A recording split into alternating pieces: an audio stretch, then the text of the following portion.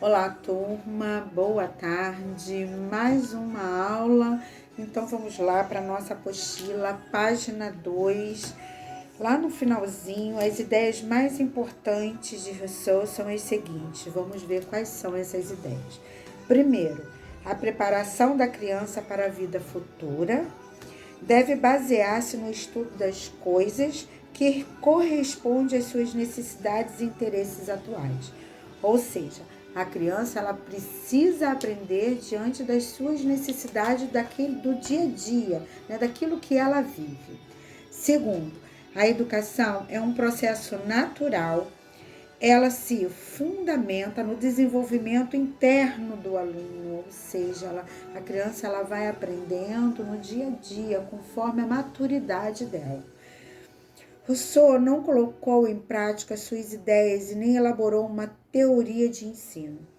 Essa tarefa coube a outro pedagogo suíço, Henrique Pestalozzi, que viveu e trabalhou até o fim da vida na educação de crianças pobres em instituições dirigidas por ele próprio.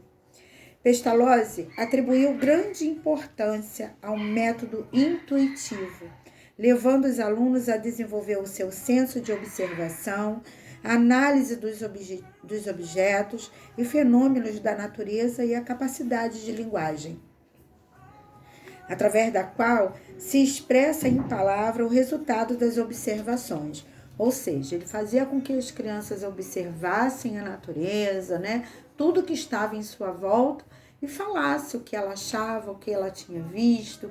Enfim, Pestalozzi trabalhava em cima dessa observação. As ideias de Comênio, Rousseau e Pestalozzi influenciaram muitos outros pedagogos. O mais importante deles, porém, foi John Friedrich, pedagogo alemão que teve muitos discípulos e que exerceu influência relevante na didática e na prática docente.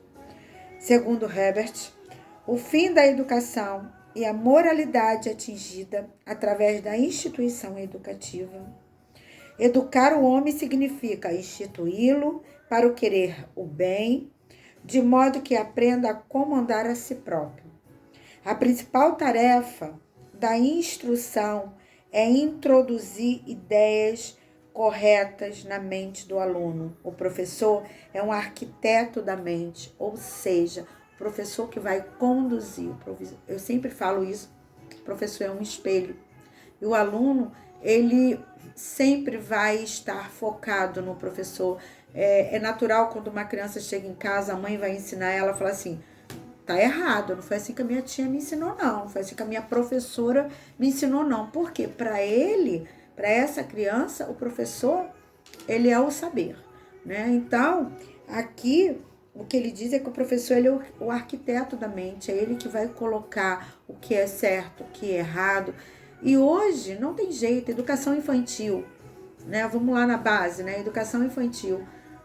As crianças chegam pra gente sem nenhum princípio. Somos nós que muitas vezes vamos ter que tirar a malcriação, os palavrões, que não são poucos, tá? Para poder ensinar o por favor, muito obrigado, desculpa, né? E outras coisas que você vai fazendo, que seria a base que viria de família, a educação, e não vem. Somos nós, educadores, que vamos ter que fazer essa ponte, né, do saber. Né? Então, aqui ele diz que o professor é o arquiteto da mente. É ele que vai conduzir aquilo que ele realmente quer que o aluno venha a aprender. O sistema pedagógico de Herbert e seus seguidores, chamado de Herbertianos, trouxeram esclarecimentos válidos para a organização da prática docente, como, por exemplo, a necessidade de estruturação e ordenação do processo de ensino, a exigência de compreensão dos assuntos estudados e não simplesmente memorizados.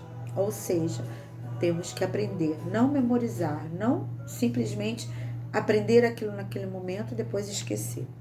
O significado educativo da disciplina na formação de caráter, ou seja, construir um caráter em cima de uma base sólida, não aquilo para aquele dia e acabou.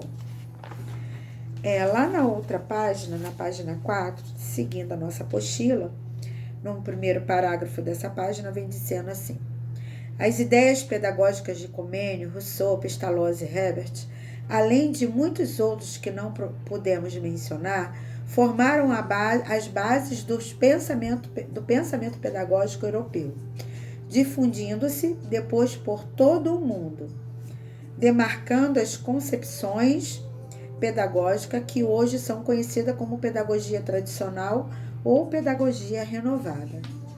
Vamos falar um pouquinho sobre a pedagogia tradicional.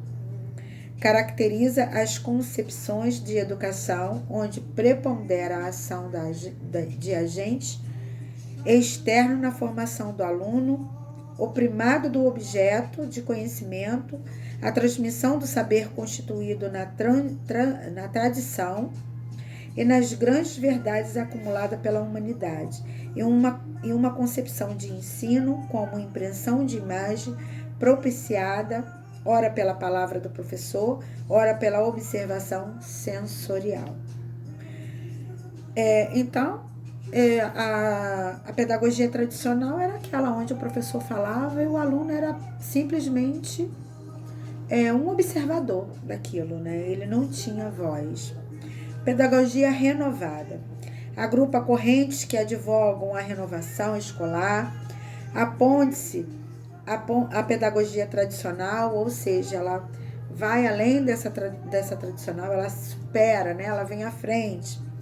Entre as características desse movimento, destaca-se a valorização da criança, dotada de liberdade e iniciativa e de interesse próprio, e por isso mesmo sujeito da sua aprendizagem e agente do seu próprio desenvolvimento. Ou seja, enquanto a tradicional era aquela educação onde o aluno ele era mero observador, na renovada, o aluno ele é agente dessa transformação. Ele é participativo, ele pode falar, ele pode questionar, ele vai conduzir essa nova educação. No outro parágrafo vem assim: o movimento de renovação da educação, esperados nas ideias de Rousseau, recebeu diversas denominações, como educação nova, escola nova, pedagogia ativa, escola do trabalho. Desenvolveu-se como tendência pedagógica no início do século XX. A denominação pedagógica renovada se aplica tanto ao movimento da educação nova, propriamente dito, que inclui a criação das escolas novas.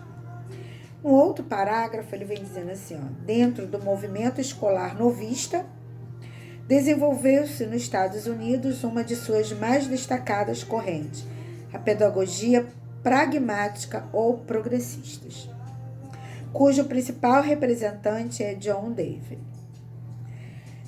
O movimento escolar novista no Brasil se desdobrou em várias correntes, embora a mais predominante tenha sido a progressista. Cumpre destacar a corrente vitalista representada por Montessori, as teorias cognitivistas, as teorias fenomenológicas e especialmente a teoria internacionalista baseada na psicologia genética de Jean Piaget. Dentro desse estudo, né, Montessori ela trabalha muito aquilo que o aluno tem de bom, né? Todos nós viemos dotados de alguma coisa. E não é apenas uma, duas, três, quatro, né? A gente tem habilidades, várias habilidades. Não, ela trabalha isso, ela deixa o aluno muito livre, né? Sai dentro dessa tradicionalidade, deixa o aluno muito livre para ele aprender, absorver de acordo com aquilo que ele tem de melhor para, juntamente com o professor apenas como um condutor do ensino, trabalhar isso no aluno, ok? Aí vamos ver aqui dentro dessas tendências pedagógicas no Brasil. As tendências pedagógicas brasileiras foram muito influenciadas pelo movimento cultural e político da sociedade, pois foram levadas à luz graças ao movimento sociofilosófico. O professor Saviani, em 1997, e Libani, em 1990, propõe a reflexão sobre as tendências pedagógicas, mostrando que as principais tendências pedagógicas usadas na educação brasileira se dividem em duas grandes linhas de pensamentos pedagógicos. Elas são tendências liberais e tendências progressistas. Abaixo, na nossa apostila, a gente tem um quadrozinho ao qual a gente vai entender agora. Então, as tendências pedagógicas, elas se dividem em duas, progressista e as liberais. Dentro da progressista, a gente tem a libertadora, a libertária e a crítico-social e conteúdos. O professor na libertadora, ele tem que ser o animador. Na libertária, ele é um orientador. E na crítico-social, ele é o mediador. Autor, representante, né? Dentro da libertadora, Paulo Freire. Na libertária, Frenet. E na crítico-social, Demerval. Palavras-chave dentro deles. Lá na libertadora, temas geradores. Então, vamos trabalhar com os temas geradores. Paulo Freire, né? E o professor ser o libertador. Lá na libertária, aula, passeio, impressa escolar, né? Imprensa escolar. Autogestão, né? Autogestão. Então, vamos lá. Frenet e o professor orientador. Crítico social e conteúdos, dos conteúdos. Vamos lá. Professor mediador, o autor é Demerval e 5 passos pedagógicos. Vamos ver quais são eles. Primeiro, prática social inicial. Segundo, problematização. Terceiro, instrumentalização. Quarto, cartaz. E 5, prática social final. Vamos lá nas liberais agora. Na tradicional, eu tenho o professor autoritário, o autor jesuítas e a palavra-chave Studiorum. Studiorum. É difícil falar isso, gente. Com o aparelho, então, fica mais difícil ainda. Tecnicista, o professor administrador. Autor Skinner. E lá na palavra-chave, inspirado nas teorias behavioristas, programada em detalhes. Renovada progressivista, o professor auxiliar, né? Facilitador. Autor, Piaget e Montessori. Palavra-chave, educação ativa e sensorial, escola nova, né? Onde a gente vem aí com todo um conhecimento, né? De Montessori, de Piaget, que a gente já tem e já absorveu. A renovada não diretiva, o professor é o facilitador. O autor, Carl Roger. E a palavra-chave, formação de atitude. Eu acho assim, né? Hoje, o que a gente espera dentro da nossa educação é que nós, professores, tenhamos atitudes, né? Podemos estar aqui para formar alunos críticos, formar alunos que não se calem, formar alunos que não balancem a cabeça para qualquer coisa, que eles possam falar, não é assim, né? Eu não vou voltar aqui porque é uma pessoa bonitinha, ou porque vai fazer um churrasquinho aqui, outra coisa ali. A gente precisa mudar, e a gente só vai mudar esse país quando nós, professores, tivermos a intenção, né? E colocar em prática essa formação de atitude, onde possamos tornar pessoas educadas, sim, mas com atitude, né? Poder falar sim, sim e não, não. Continuando, os professores devem estudar e se apropriar dessas tendências. Então, vamos lá, quais são essas tendências? De acordo com cada nova situação que surge, usa-se a tendência mais adequada. Nós vamos ver essas tendências e, de acordo com o que a gente vai encontrando, diante do que a gente vai ensinando, a gente vai colocando essas tendências em prática. Observe que hoje a prática docente há uma mistura dessas tendências. Não existe mais, só essa tendência que é a correta. Não. Hoje nós temos, nós podemos fazer isso, né? Misturar essas tendências de acordo com aquilo que a gente vem ali passando, né? Com os problemas que nós vamos passando diante de classe, sala de aula. É a Julie, gente. Não sei se vocês conhecem, mas é a minha cachorrinha cheia de personalidade. Vem, Julie. Vem, mamãe. Vem. Vamos lá. Isso é aula online. A gente tem que parar para chamar a cachorra. Vamos lá. Nossa primeira tendência, tendências liberais. Liberal não tem a ver com algo aberto ou democrático, mas com uma instigação da sociedade capitalista ou sociedade de classe, que sustenta a ideia de que o aluno deve ser preparado para papéis sociais de acordo com a sua aptidão, aprendendo a viver em harmonia com as normas desse tipo de sociedade, tendo uma cultura individual. 1.1. Dentro dessa temos a tradicional. Foi a primeira a ser instituída no Brasil por motivos históricos.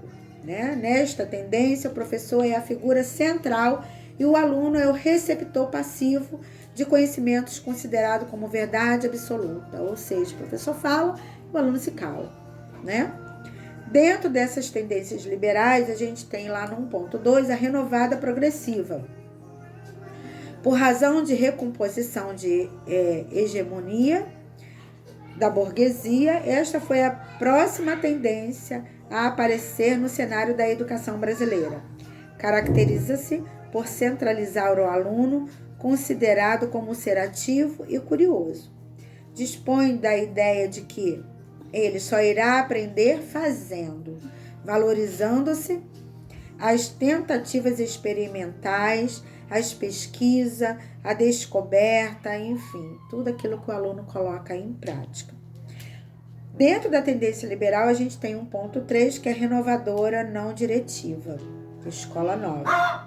Anísio Teixeira foi o grande pioneiro na Escola Nova no Brasil. É um método centrado no aluno. A escola tem o papel de formadora de atitude, preocupando-se mais com a parte psicológica do que com a social ou pedagógica. E para aprender, tem que estar significativamente ligada à sua percepção, modificando-as. Ou seja, teria que haver uma modificação nesse aluno, né? Ele aprender e ali ter uma modificação mediante daquilo que ele absorveu. Na tendência progressista, parte de uma análise crítica das realidades sociais. Sustentam implicitamente as finalidades sociopolíticas da educação. É uma tendência que não condiz com as ideias implantadas pelo capitalismo. O desenvolvimento e popularização da análise marxista da sociedade possibilitou o desenvolvimento da tendência progressista, que se ramifica em 3 correntes. Vamos ver quais são. A 2.1, libertadora, também conhecida como pedagogia de Paulo Freire. Essa tendência vincula a educação à luta e organização de classes do oprimido, onde para esse o saber mais importante é de que ele é oprimido, ou seja, ter uma consciência da realidade em que vive, ou seja, trabalhar em cima da realidade do aluno, né? A 2.2, a libertária, procura a transformação da personalidade num sentido libertário e autogestionário. Parte do pressuposto que somente o vivido pelo educando é incorporado e atualizado em situações novas. Por isso, o saber sistematizado só terá relevância se for possível seu uso prático, ou seja, só vai ter realmente resultado se o aluno conseguir colocar em prática tudo aquilo que foi absorvido. 2.3. Crítico social dos conteúdos ou histórico crítico. Tendência que apareceu no Brasil nos fins do século 70, acentua a prioridade de focar os conteúdos no seu confronto com as realidades sociais. É necessário enfatizar o conhecimento histórico, preparar o aluno para o mundo adulto com participação organizada e ativa na democratização da sociedade, por meio da aquisição de conteúdos e da socialização. Após a Lei de Diretrizes e Bases da Educação Nacional, LDB 9394 de 1996, ideias como de Piaget, Vygotsky e Vallon foram muito difundidas, tendo uma perspectiva sócio-histórica e são interacionista, isto é, acredito que o conhecimento se dá pela interação entre o sujeito e o objeto. Aqui a gente termina o nosso vídeo de hoje. Eu gostaria muito que vocês, como aluno, comentassem o nosso vídeo, se vocês absorveram um conteúdo, se vocês entenderam a minha explicação, o que ficou para vocês entenderem, leem a apostila, façam comentários, eu gosto disso, da gente fazer essa troca. Terá um novo vídeo também com uma música, vocês vão ver o vídeo, depois vocês vão ver a música, que tem aí ela em português, e depois abaixo terá uma pergunta ao qual vocês vão responder, tá? E todas, né, terão que responder, porque isso é um exercício. Anota, né, direitinho. Abaixo do vídeo a gente vai fazer os nossos comentários, tá? E vamos trocar aí um conhecimento, ok? No mais, até a próxima semana. Tenha uma semana, um término de semana maravilhoso, um bom final de semana e até quinta-feira que vem. Beijinho!